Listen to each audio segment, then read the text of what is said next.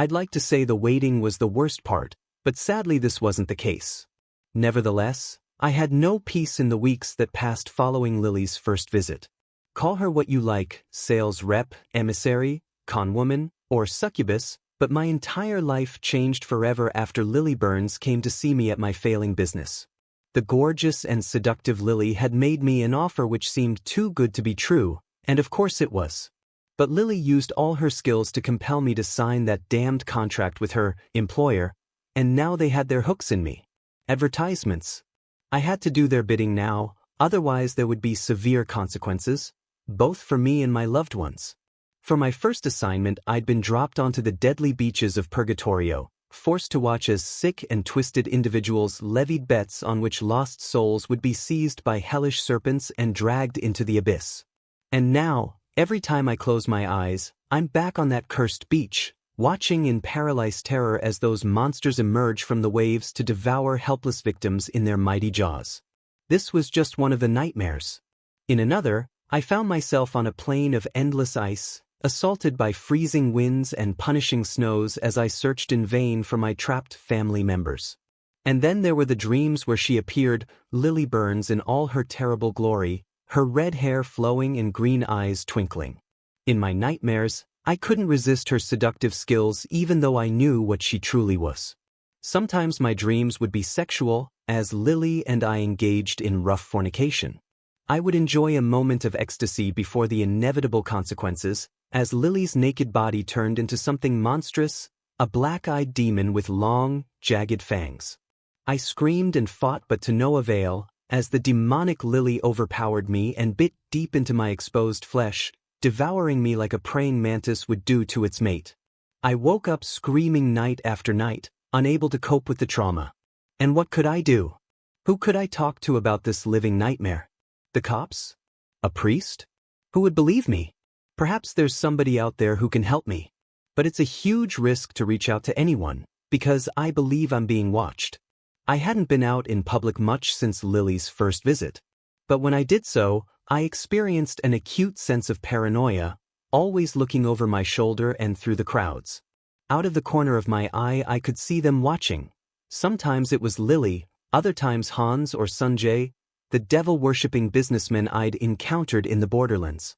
And sometimes I caught sight of a truly terrifying figure, a man dressed in the finest suit, handsome and immaculately turned out, but with a sadistic smile etched on his lips, and dark menacing eyes filled with malice and barely suppressed fury. I only ever saw this mysterious figure for the blink of an eye, but even the briefest of encounters with this man was enough to make my blood turn to ice. I didn't know for sure who he was, but I can hazard a guess, even though I don't dare to speak his name. Every morning I dragged myself out of bed, trying in vain to forget the nightmares as I made my way to an empty office where I sat and waited. My travel agency had been saved from the brink after my deal with the devil. The cash injection following my first assignment had paid off my debts and put me back in the black. The business was once again solvent, and all I needed to give in return was my soul. It was another slow Monday morning when she returned to me. I almost jumped out of my chair once I heard the buzzer ring and saw her face on the camera, those piercing green eyes staring up at me. I remembered how I'd felt the first time she came to my door, the lust, excitement, and greed I'd experienced as a beautiful woman with a dream offer had walked into my offices. How naive I'd been. Now I saw Lily for what she truly was, a demon masquerading in a human body. But she still had power over me, and, as much as I wanted to keep her out, I had no choice but to let her in.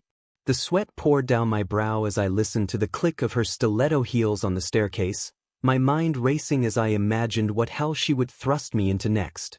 Even at this late stage I wanted to resist, to tell Lily to go to hell, or more accurately, to return to hell. But all my resolve and defiance simply melted away once I saw those green eyes and that charming smile set upon ruby-red lips. "Good morning, George," she said amicably, whilst helping herself to the seat opposite me. "So good to see you again." I felt a surge of anger upon hearing those words, but the fear kept me in check.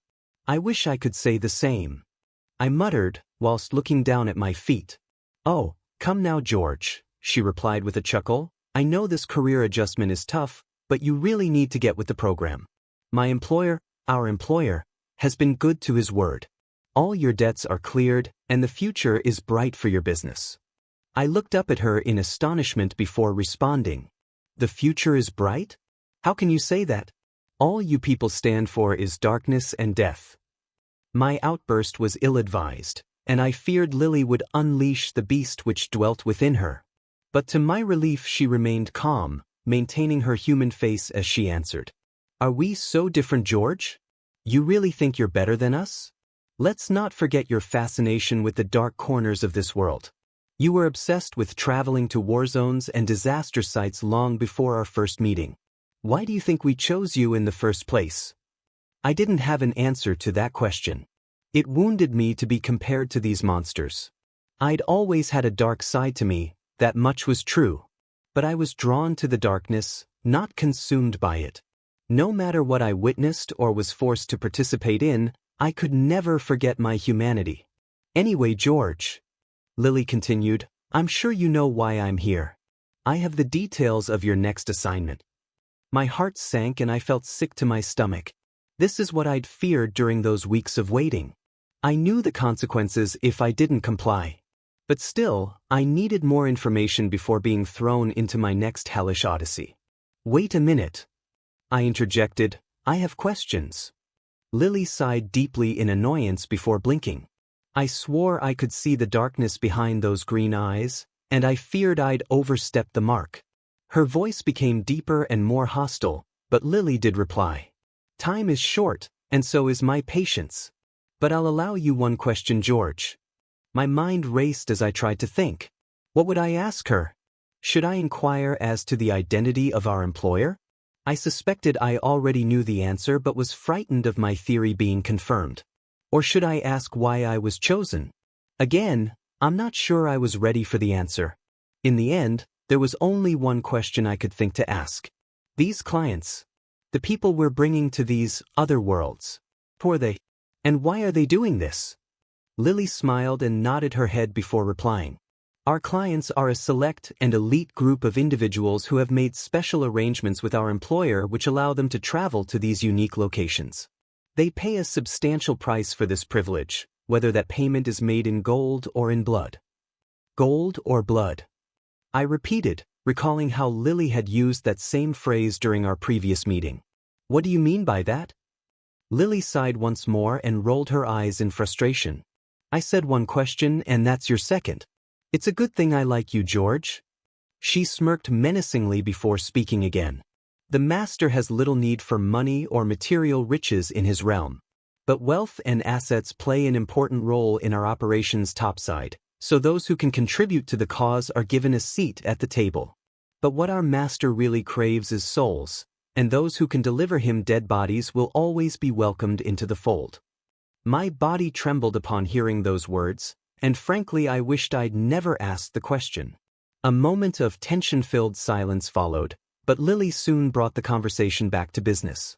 Enough talk, George, she said, before pulling a business card from her handbag and carefully placing it on the desk before me. I need you at this address, today at 3 p.m. Don't be late. She paused, looking me over with disdain. You should go home and change. Wear hiking boots and warm clothing. Do you own a firearm? I shook my head in the negative. Well, don't worry, Lily replied. We'll supply everything you need. Just be there and do as you're told. See you soon, George. With that, she got up from her chair and casually walked to the door, shutting it behind her as she descended the stairs. And I sat in silence for a long time, unable to move from my office chair as my head spun and I struggled to breath, my panicked mind racing as I contemplated the fresh horror I was walking into. I arrived at the location early, having followed Lily's instructions to the letter. The site was an unusual one, an abandoned warehouse on a bleak industrial estate. This looked like the type of place mobsters would bring their victims to execute and bury in secret. I didn't know what Lily's organization used this building for, but guessed I was about to find out. Entering the warehouse through the open door, I was surprised to see a party already inside, four of whom were kitted out in outdoor clothing and carrying an array of equipment and backpacks, and with weapons by their sides. The fifth person present was Lily, And she couldn't have looked more out of place in this derelict environment, dressed in her business suit and high heels, her terrible beauty radiating amongst the rubble and assorted garbage strewn across the ground. "Ah, George," she exclaimed with a twisted smile, whilst crossing the threshold to meet me. "So glad you could make it. Let me introduce you to our party." She turned to the other four, who I looked upon for the first time. One figure in particular stood out from the crowd, a large man with a tanned, grizzled face and hard eyes, his muscular form contained under a khaki uniform, and with a huge elephant gun slung over his powerful shoulder. He walked over to me, looking me up and down with obvious contempt while Lily made the necessary introductions. "George Walsh, meet Mr. Kurtz, ex-South African military and big game hunter. He will be leading the expedition." I was nervous and suspicious but remembered my manners, offering my hand in friendship as I said, "Pleased to meet you, Mr. Kurtz." The dead-eyed hunter didn't reciprocate, however, refusing to take my hand as he spat out his next words. "Do you have any hunting experience? Or firearms training?" "No, I'm afraid not," I replied nervously. "Then I'm not giving you a gun," Kurtz replied sharply before pointing to a collection of rucksacks stacked on the warehouse floor. "Take a bag and a flashlight. Once we get over there, stay behind me and do exactly what I tell you." I nodded my head meekly, still none the wiser on what exactly this expedition entailed. But Lily wasted no time before introducing me to the other three members of the party. "And here are three of our most valued clients," she said, whilst pointing me towards two men and a woman, all carrying AR-15 rifles. The older man was bald-headed and wore thick glasses. He was clad in camouflage fatigues and a tundra hat. I was surprised to see a wide grin on his lips and an evident excitement in his eyes. The second man was about 20 years younger and had a head of thick dark hair, but he bore a passing resemblance to his older companion, and so I reckoned they could be father and son. I never found out for sure, but it seemed the young man shared his elder's enthusiasm for the coming expedition. The third member was a woman in her 30s with blue eyes and blonde hair tied back in a sensible bun. She was dressed in a tanned bodysuit and had a hard look in her eyes, making her seem like a serious woman. "No real names, please," the woman said in a no-nonsense tone. "Of course," Lily replied with a sly smile. "Discretion is the client's prerogative. Would you prefer we use aliases?"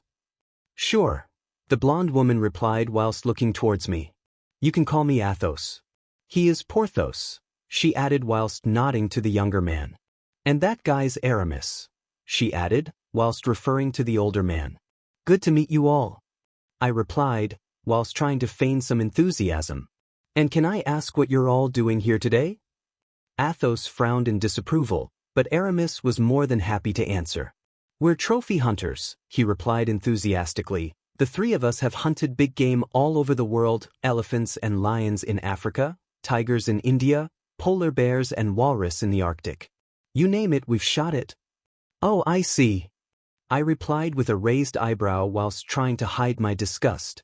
"Of course, it's become more difficult to practice our hobby," Aramis added. "The animal rights organization, conservation laws, you know what I'm talking about?" I nodded my head in acknowledgement, although I wasn't sure where this conversation was headed. "That's why we're so grateful to our benefactors," said Porthos as he took over the explanation. "Our arrangement with Lily allows us to visit hunting grounds far from prying eyes and track down and kill the deadliest prey. That's why we're here." My jaw dropped and I struggled to find the words to respond, but Lily was on hand to move things forward. "Okay, that's enough introductions. It's time we got you people over there." At this point, Lily performed a ritual I'd seen before but had hoped never to witness again, as her eyes turned jet black, and her hideous maw opened whilst she uttered an incantation in a language I could not understand. The temperature inside of the warehouse rose dramatically, and within seconds a whirlpool of blood red had materialized on the far wall, a swirling vortex which would take us to whatever hellscape lay on the far side. This much was familiar to me, but Lily had another trick up her sleeve, this time speaking in English as she said, "May this orb, a gift from our master, guide you through the darkest of places." I didn't know what she meant, But a moment later a fireball inexplicably popped into existence in the center of the space, an orb burning fiercely, so much so that it hurt my eyes to look upon it. The fireball simply hovered in front of the portal, as if waiting for orders and the opportunity to become the sixth member of our hunting party. It soon became clear that Lily's part in the ritual was complete. She wasn't going to accompany us to the underworld. Instead, she whispered parting instructions into Kurtz's ear before calmly walking towards the exit. I watched her go, noting how she turned briefly to shoot me a sly wink whilst mouthing the words, "Have fun." I continued to glare at the demonic woman in astonishment, wanting to flee out the door after her. But Kurtz wasn't having it, as he put a firm hand on my shoulder and shouted in my ear, "Damn it, man. Quit stalling and get in the game. We must get through before the portal closes." I was more than a little intimidated by the huntmaster and so did as told, gathering up my assigned rucksack and supplies before I was shoved forward with the rest of the party. The floating fireball was the first to enter the portal, floating through the air like it had a mind of its own. The three musketeers were next to cross over, leaping into the vortex one by one whilst clutching hold of their bags and weapons. Kurtz forced me to go next, crying into my ear as the hot, rancid air hit me. "Your turn, Georgie boy." He literally shoved me into the crimson portal, and I stifled a scream as I was pulled in, the darkness consuming me as my body and soul was thrust into a fresh nightmare. I awoke in a dark place, dark, cold, and lifeless. Fumbling around on bare rock, I called out for help from my companions. "Over here, George," came the reply from a voice I could not recognize. I crawled towards the friendly voice, but when my eyes adjusted I could see a light before me, weak at first but rapidly growing brighter. Bringing light to dark places, I remembered Lily's words spoken back on the mortal plane, and suddenly they made sense. The fireball was providing us with illumination inside of this dark cave, as it seemed we'd been transported to a subterranean tunnel, deep underground and beyond any natural light. Standing up upon shaking feet, I made my way across the cave floor, seeing my armed companions gathering around the burning orb, raising torches mounted on their rifles as they surveyed the perimeter. I was the only unarmed member of the group, so I made my way to the center of the defensive circle, staring into the darkness all around us and up at the high ceiling above. It was a chilling and frightening environment, worse even than the deadly beaches of Purgatorio. I didn't know what evil dwelt in the darkness of these seemingly endless tunnels and caverns, but I experienced a cold foreboding as we stood and waited. Thankfully, Kurtz seemed familiar with this hellscape and so was able to give us the all-clear once, establishing there was no imminent threat. Next, he withdrew an electronic tablet from his backpack and brought up a preloaded map on screen, a maze of vast size and complexity which we were now inside. Once he confirmed our coordinates, Kurtz turned and looked upon his hunting party, examining our faces illuminated by the fiery orb before he spoke. "Listen up, people.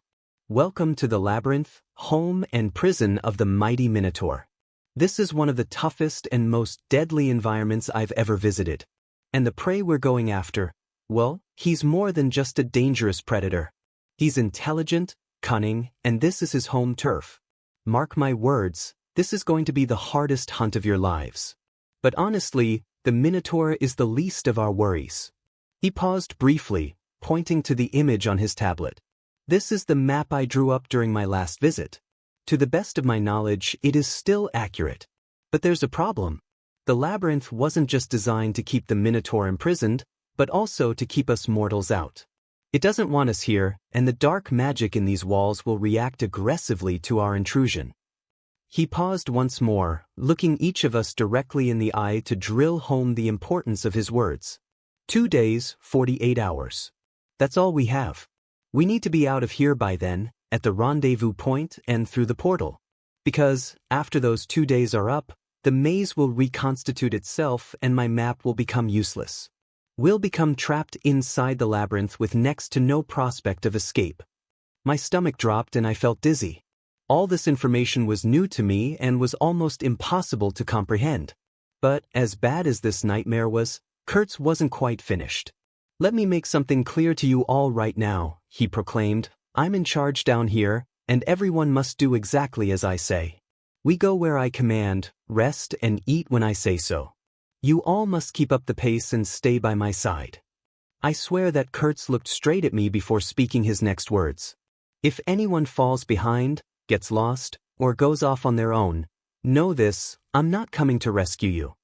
The three musketeers all nodded their heads in acknowledgement, as if they expected these harsh terms and conditions. I guess they'd signed up for this, joining the hellish hunt voluntarily for whatever screwed-up reasons. But I'd come into this horror blind, or rather I'd been tricked into it by the ever-manipulative Lily Burns. Still, now I had to adapt to my environment. And I quickly realized one thing: Kurtz might be cruel and uncaring, but following his orders offered my best chance at survival. I don't have sufficient words to describe the hell of the next 2 days, as our party struggled through the dark, cold, and terrifying tunnels and caverns of the labyrinth.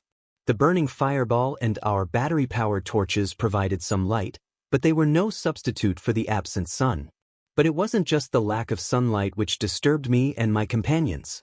There was a foreboding and chilling atmosphere inside those tunnels which is hard for me to explain. Physical dangers were one thing. On our first day I missed a step and almost fell into a deep crevice. Kurtz grabbed my hand and pulled me back up. I tried to thank the hunter, but he merely scowled at me, warning that he'd let me fall next time. But the worst thing about that hellish maze was the constant threat and accompanying paranoia. I lost count of the times we heard scratching or scuttling around us, as unidentified creatures scurried in the darkness just beyond our light source. I had the constant feeling of being watched, sometimes thinking I could see red, glowing eyes looking out from the black caves as we passed. And then there were the voices. I think we all heard them, distant screams or cries for help, often sounding like long-lost friends or relatives. Kurtz instructed us to ignore the phantom calls, saying that the labyrinth was trying to trick us, to draw us out from the group so it could pick us off one by one. I didn't understand exactly what he meant, but Kurtz's warning terrified me, and I vowed to stay by the hunter's side no matter what. I think the grim environment impacted on all of us. During the first few hours of our hike, Porthos and Aramis were talking amicably enough, discussing previous hunts and expeditions they'd been on. Occasionally their female companion Athos chipped in with her own stories. But by the end of the first day, conversation had all but ceased as a metaphorical cloud of depression fell over our small party, and we struggled to cope with the fiendish tricks of the dark maze, and this was all before we encountered the monster which dwelt within it. We hiked for what must have been miles at a time, moving slowly and carefully through the dark and over ragged rocks and pitfalls. To add to our discomfort, we became increasingly aware of a foul smell the closer we got to the maze's center, a stench that reminded me of rotten eggs. We stopped whenever Kurtz allowed us to, which wasn't very often. And we ate MREs from our packs and tried to rest at makeshift camps, with some standing guard whilst others put their heads down. But honestly, I don't think any of us slept a wink in that hellscape. Kurtz was our unquestioned leader throughout the arduous expedition. He remained stoic and largely silent, only speaking to shout orders or remonstrate with one of us for falling behind. Although they never admitted as much, I believe the three musketeers soon regretted their decision to come down here.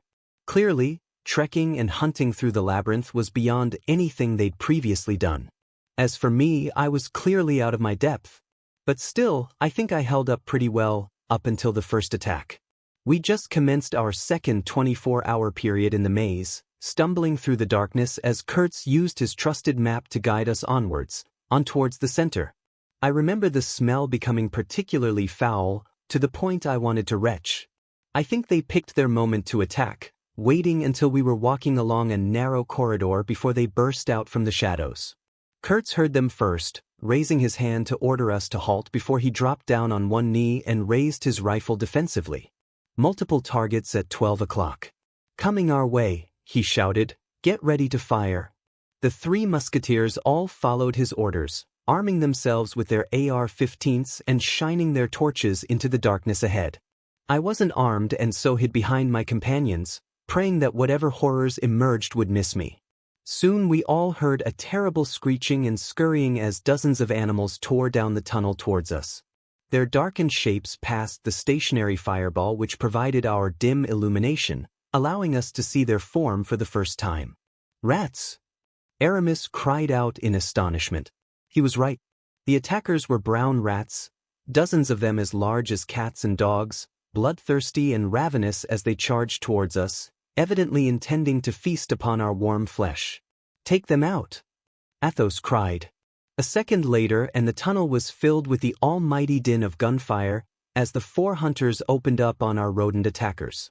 I covered my ears and watched on in horrified awe as rat after rat was shot down by a barrage of bullets, filling the tight tunnel with their corpses, but they still kept coming. My eyes widened as I saw a huge rodent break through our lines and focus its hungry, predatory eyes upon me. I had no time to run or even scream before the beast leapt upon me with such strength that I was knocked off my feet. The giant, snarling rat was on my chest, pinning me down as I desperately tried to hold off its murderous attack, its foul breath and snapping fangs only inches from my face. I thought I was dead for sure, but Athos came to my rescue. She charged in, using the butt of her rifle to smash the snarling rodent and force it off my chest. Next, she aimed her gun and fired 3 bullets into the rat's body, ending its life once and for all. I took a deep breath and slowly pulled myself up from the jagged rocks, looking up at my savior's illuminated face while saying, "Thank you." "Any time," she replied with a thin smile. By now the shooting had stopped, and the tunnel was filled with smoke, the smell of cordite, and dead rats piled high. I heard a man groan in pain, picking up my torch and shining it towards Aramis. "God damn it," the old hunter swore, "one of the little bastards got me." I saw him clutching hold of a deep bite wound on his right arm, his blood dripping onto the black rocks beneath his feet. "We'll need to get that cleaned and bandaged," Athos said, as she reached into her bag for a first aid kit. "You don't want the wound getting infected." She went to work on treating her wounded comrade. Meanwhile, Kurtz shouldered his still-smoking rifle before giving us a warning. "You better handle this quickly, because we can't stay here." He pointed towards the dead rodents sprawled out at our feet. "Those bodies will attract other predators and scavengers, and we don't want to be here when they arrive." And so, the injured hunter was quickly patched up, and we moved on, proceeding deeper into the maze as we homed in on our ultimate prey. Looking back now, I wonder whether we were hunting the Minotaur or he was hunting us. The labyrinth was built as a prison to contain the beast, but this was still his home turf, and he knew the territory better than any of us, even with Kurtz's painstakingly researched map. In the end, it's a miracle that any of us made it out alive. Several hours had passed and Aramis was fading fast, his bite wound succumbing to infection despite Athos's best efforts. Perhaps there was poison in the rodent's fangs. In any case, he became weak and slow, needing the younger Porthos to help him as our perilous trek continued. Porthos complained repeatedly to Kurtz, saying we needed to return home immediately so Aramis could receive urgent medical treatment. But a hard-faced Kurtz dismissed all pleas and demands. It seemed there was no quick way to exit the labyrinth. We had to reach the rendezvous point and hope Lily had opened a portal to facilitate our escape. By now we'd all but given up hope of a successful hunt, as our sole focus was on survival. I think we were all scared and exhausted, and our trudge through the caves became something close to a death march, with the only sounds coming from the pained groans of Aramis as he became ever weaker. In the end it was Athos who raised the alarm as she turned around and shone her torch in our faces one by one. "Wait a minute. Where the hell is Kurtz?" I looked around frantically, shining my own torch in all directions but finding no sign of the grizzled hunt leader. "Oh my God!" I swore aloud, as the implications of Kurtz's disappearance hit home. He had the map and was the only one who knew the way out. Panic began to sink in, but we barely had time to think before the next disaster hit us. The burning orb which Lily summoned had provided us with limited light and comfort during our 2-day trek, but in the blink of an eye its illumination faded and then went out completely, leaving us with only our battery-powered torches to light our path. "Jesus!" came the cry out of the darkness. That was Porthos. I shone my torch in his direction, noting how he carefully lay the injured Aramis down on the rocks before he went for his rifle. It was then that we heard the low, animalistic growl emanating from the darkened tunnel ahead of us. The hair on the back of my neck stood on end and an icy chill ran through my veins as I shone my torch in that direction. My companions did likewise, and our flashlights exposed something monstrous. Our beams illuminated the form of a large horned beast which dominated the tunnel ahead of us, his huge body almost too large for the small space. The beast had the body of a man and the head of a bull, and he reacted aggressively to our artificial light exposing his hiding place. I watched on in shocked terror as his eyes burnt a fierce demonic red, and he opened his large mouth to reveal rows of sharp fangs. A second later, and the beast unleashed a horrific deafening roar which reverberated off the walls of the maze. And then he was charging towards us on all fours, the ground shaking as the beast rapidly closed the gap and launched a murderous attack. Porthos stood directly in the beast's path, and he cried in terror whilst raising his AR-15 and opening fire. The young hunter managed to fire 2 or 3 rounds. I don't know whether he hit the Minotaur or not. If he did, it didn't stop the monster or even slow him down. Porthos screamed in his last second of his life, as the Minotaur kicked him like a football, slamming the helpless hunter against the cave wall where his spine snapped like a twig.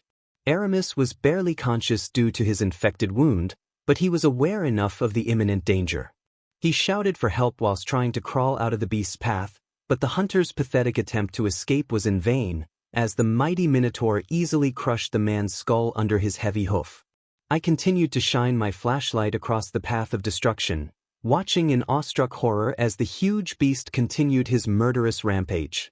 It seemed that only Athos could stop him now.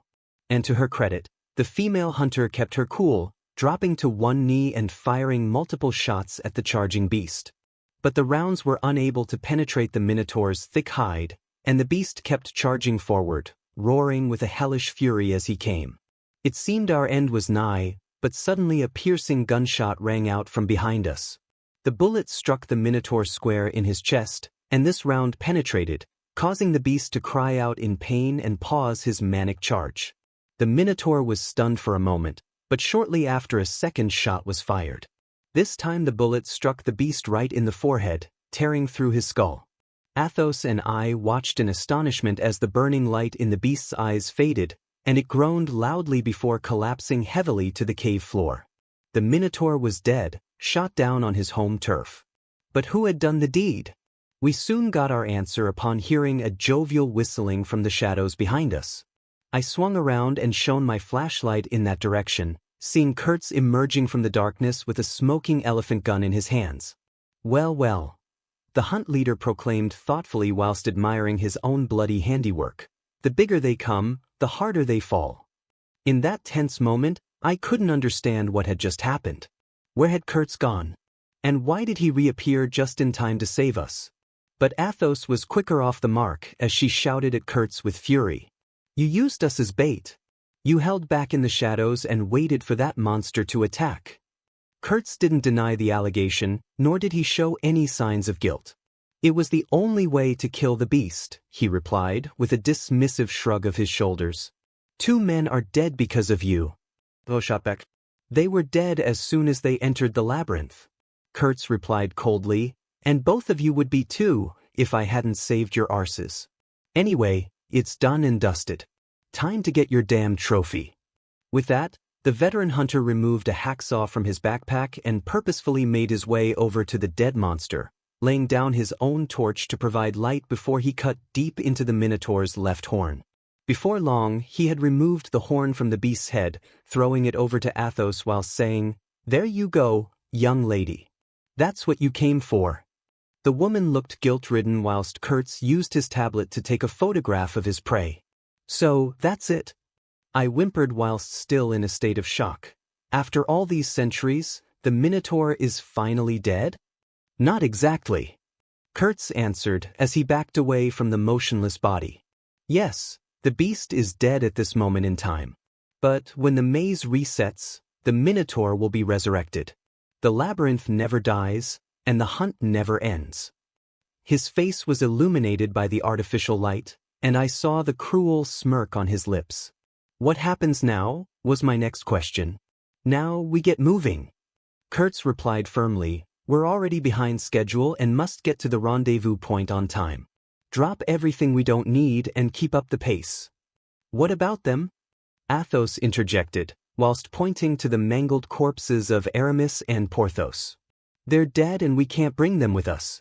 Kurtz responded dispassionately, stay with them if you want, lady, but I'm leaving. Athos and I shared a look under the torchlight. Neither of us felt good about leaving our deceased companions behind, their bodies rotting in the dark or more likely being feasted upon by rats. But Athos and I were still alive, and we didn't want to become trapped in this hellish maze of darkness and death. And so we followed our huntmaster, leaving the bloody scene behind us as we raced through the tunnels. Our path was barely illuminated by torchlight, and we always feared another attack from whatever monsters still inhabited the maze. But it was the labyrinth itself which presented the greatest danger. With the Minotaur dead, the dark maze was rearranging itself, the ground shifting beneath our feet and the tunnel walls slowly narrowing. Faster! Faster! Kurtz screamed, a fear now evident in his voice. We're running out of time. The three of us sprinted for our very lives, charging down the final tunnel as the walls closed in on us. Miraculously, we saw the portal ahead of us, a swirling crimson vortex, previously so sinister but now representing our only salvation. The ceiling started to collapse on our heads, and we took the final few yards in a desperate leap, Kurtz first, then Athos, and finally me. My body sucked into the whirlpool and hurtled through the dark void. I came to back on the dusty floor of the warehouse, back on our mortal plane. Not the best of destinations, but a paradise compared to where I'd just come from. I picked myself up and surveyed the surroundings, finding Kurtz and Athos already there standing over me. And Lily was back, casually walking across the warehouse floor in her heels, a wicked grin on her ruby-red lips as she approached. I assumed the hunt was a success? She asked. Sure. Mission accomplished. Kurtz replied confidently, before he tossed the Minotaur's severed horn into the demonic woman's waiting hands. Magnificent! Lily said happily as she carefully inspected the ivory. This artifact will be of great value to our organization. I was left speechless, merely standing back and watching the exchange play out. But Athos was evidently still highly agitated following events in the labyrinth, and she unwisely made her feelings known. You people are crazy, she said, directing her accusation towards Lily and Kurtz. 2 men died in that hellhole. And you call this a success? Lily shrugged her shoulders dismissively. The souls of your companions are with our master now. They knew the risks. Athos shook her head vigorously. You're all mad. Mad and evil. I'm done with you people. No more of this, do you hear me? Lily did hear her, and the response was terrifying. Lily transformed in front of our eyes, her face twisting into something horrific and inhuman. In an instant she darted forward, grabbing the helpless Athos by the throat and lifting her off the ground with impossible strength. A terrified Athos was slowly choked as Lily threatened her in a deep and chilling voice. You are done when I say you're done. You've signed a contract, and our master will have his due. Athos couldn't breathe. Her eyes were bulging, and her face went red as the life was slowly choked out of her. The poor woman was about to pass out, but then Lai released her victim, allowing Athos to fall to the ground where she coughed and spluttered whilst slowly regaining her breath. Meanwhile, Lily returned to her human form and spoke her next words in a feminine voice. Now, do we understand each other? Athos refused to meet the demon woman's eye but did nod her head in the affirmative. Good. Lily responded with a smug satisfaction. Now, get the hell out of here. I'll be in touch with your next assignment. Athos wasted no time before fleeing from the dominant Lily, scuttling across the warehouse floor and exiting into the sunlight.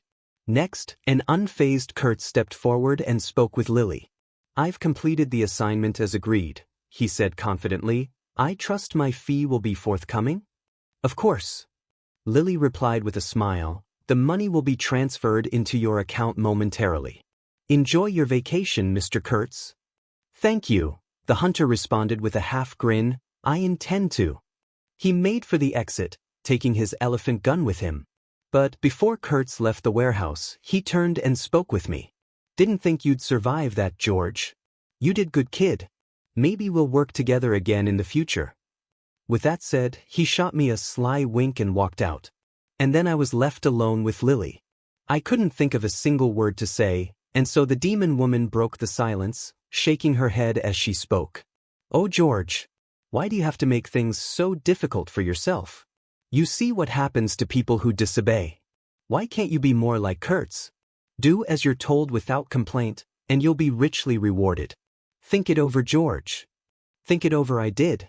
I was physically and mentally exhausted after my experiences in the nightmarish labyrinth, but I didn't rest once I got home. It took all I could muster just to shower and change my clothes.